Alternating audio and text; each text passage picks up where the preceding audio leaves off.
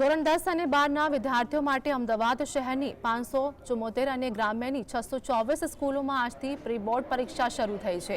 આ પરીક્ષાથી વિદ્યાર્થીઓને બોર્ડની પરીક્ષા જેવો જ અનુભવ થાય તે માટે વિદ્યાર્થીઓ માટે ઓનલાઈન હોલ ટિકિટની વ્યવસ્થા કરાઈ છે।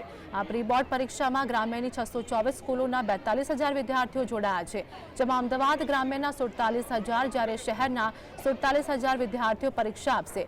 બોર્ડના પેપર પણ બોર્ડની પેપર સ્ટાઇલ મુજબ જ સેટ કરવામાં આવ્યા છે, જેથી વિદ્યાર્થીઓ બોર્ડની પરીક્ષા મુજબ જ પેપર લેવાશે, જેથી વિદ્યાર્થીઓને બોર્ડની પરીક્ષા જેવો જ અનુભવ થશે।